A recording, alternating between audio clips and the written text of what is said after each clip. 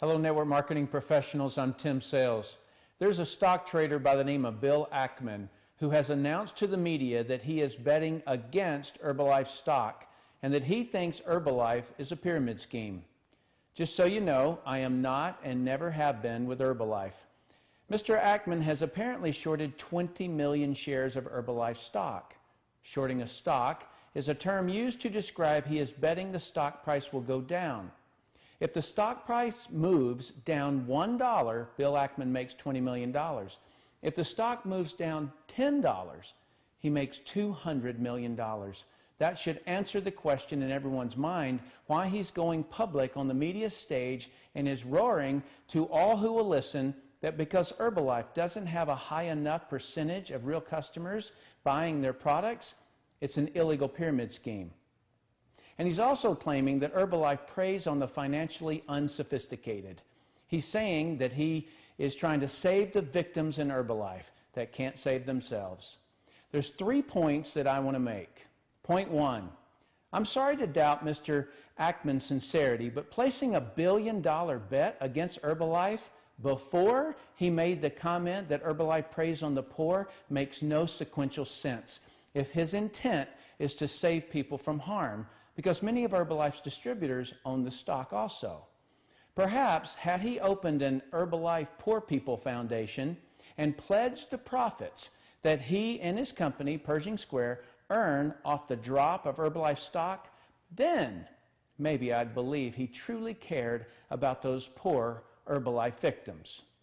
Point 2. Mr. Ackman claims Herbalife doesn't have a high enough percentage of products that move to real consumers, therefore it must be a pyramid scheme. The thing I want everyone in the network marketing industry to understand is that a stock trader, including Mr. Ackman, has 0% of their profits that come from real products sold to a real consumer.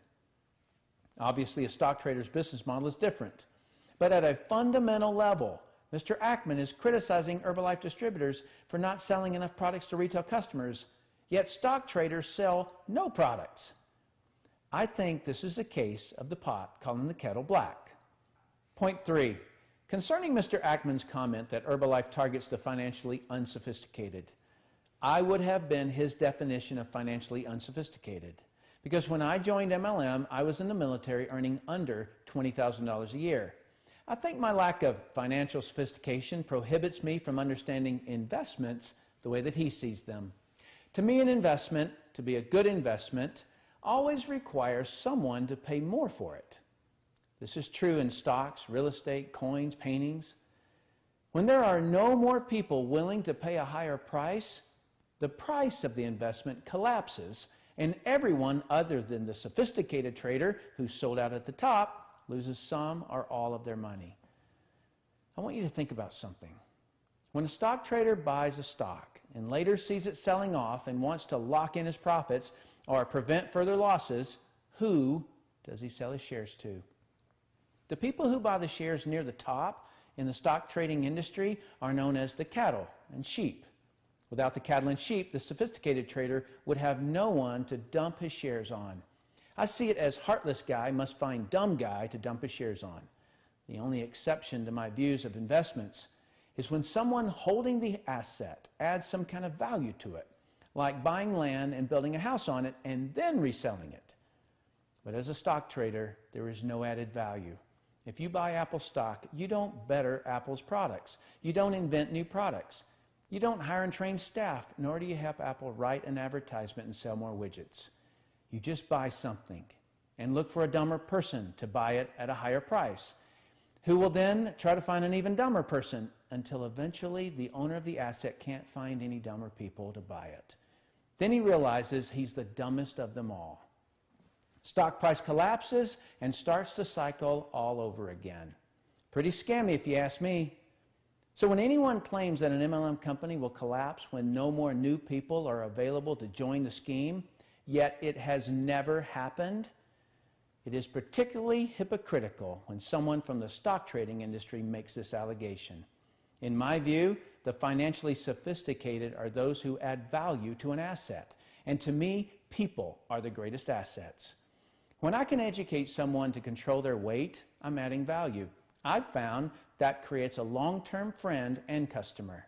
And if I can train people in my business to understand that if they care more about the customer's needs and wants than getting the sale, it'll build tremendous trust that will last a lifetime, and that person will buy a lot of products throughout their lifetime. What I'm saying is, always adding value is how I describe the financially sophisticated. I know I'm old school. I'm told that all the time. I also think it's hypocritical for anyone in the stock trading business to criticize any industry other than their own for people losing money. People have lost more money in the stock markets of the world than any other industry by far. I mean, stock traders can lose $1 trillion of people's money in a couple of weeks, and it's still legal. Heck, May 6, 2010, stock traders lost $1 trillion in 5 minutes.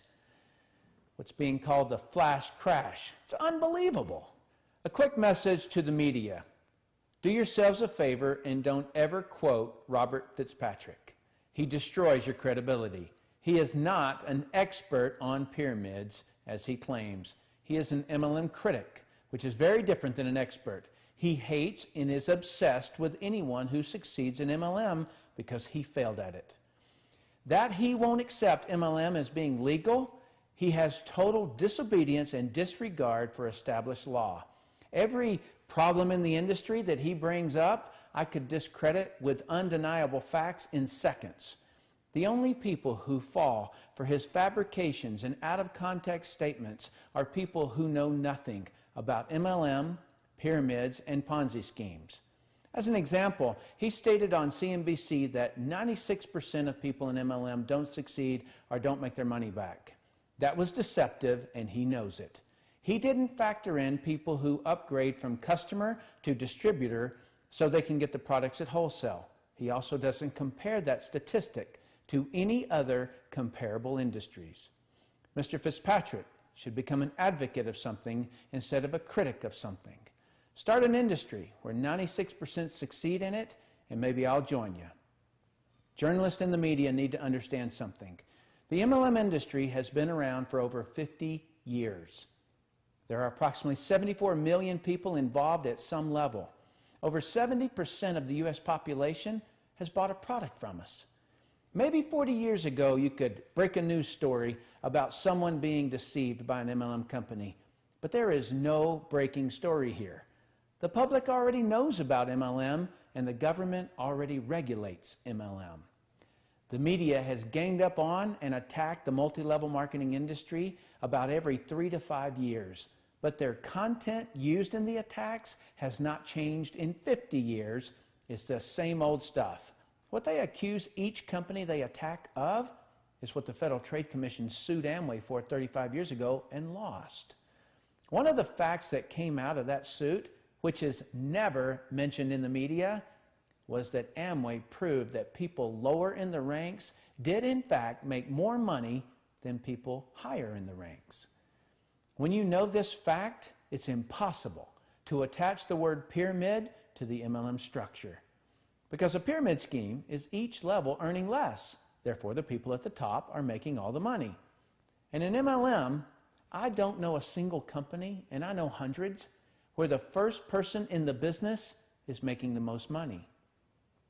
Also, if you're in the media and give a statistic of the MLM industry, please compare it to a similar industry. Otherwise, it becomes very obvious you're writing a biased story.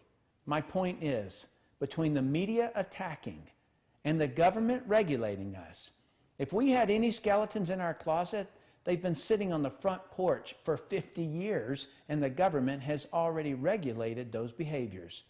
So journalists, there's only one media story left to tell about the MLM industry. How can an industry so heavily regulated and so unfairly attacked continue to grow? We're not hurting people in MLM any more than any other industry is hurting people. In a large survey of people active and not active in our industry, it was found 91% of direct sellers had their expectation of a business met or exceeded. So the majority of our people are happy. If that same person who started in MLM instead started selling real estate or insurance, or started trading stocks, started an internet business, started a diet, or started trying to quit a bad habit. Just as many people would fail. Since no one else is willing to confront the elephant in the room, I will. The overwhelming majority of everyone fails at everything. That is fact, and it sucks. The reason that I am in the multi-level marketing industry and in no other industry is because, at least in our industry, there are a minimum of 3 to 4 levels of people who have a financial interest in this person's success. And to that end, we do countless training meetings to educate them. We do social events that increase their perseverance. We even stack new people and customers under them to increase their confidence and their bonus checks. You will not find a more selfless group of leaders anywhere. I was one of those who probably would have failed had I not had that kind of support. So I am forever indebted to this industry. MLM is not a perfect industry, and I have never claimed it to be so. But when I compare each industry that someone could earn good money in, be it franchise, be it traditional business, be it stock trading, MLM always wins because of the lower startup costs and infrastructure of support and training. I want the MLM industry better than it is now. I'm working on training methods and techniques to better the statistics of us. But until someone in every industry takes responsibility for your own industry's poor statistics, don't cut MLM down, because every industry that has a high income potential has pretty much the same failure rates. Truthfully, I don't have anything against the stock trading industry or investments. If everyone in your industry knows the rules of engagement, go at it. All I've tried to show here is that from an outsider looking in, any industry can have a little scamminess to it. It's no different in MLM. We're not trying to deceive or scam anyone. To all network marketers, support Herbalife. Don't criticize them. Also, get a lot of customers. As you can see, by not doing so, it opens us up for attacks. To Herbalife distributors, don't you dare let the Wall Street fat cats derail your business. What Bill Ackman hopes is that the media attack he has delivered on Herbalife will cause you to reduce your efforts. If you reduce your efforts, Herbalife might not earn as much profit as they did last quarter, which could cause the stock to drop. Not because of Ackman, but because you got scared and reduced your efforts. Your CEO, Michael Johnson, is a great leader, worthy to follow. This media phase will end, I promise. I've been through it. So double and triple your efforts. Sell more products than you've ever sold before. Train others to do the same, and have the best quarter Herbalife has ever had. And if you do this, you will punish the short sellers in your stock. If Herbalife's stock goes up $20, Mr. Ackman loses $200 million. Now, wouldn't that be fun?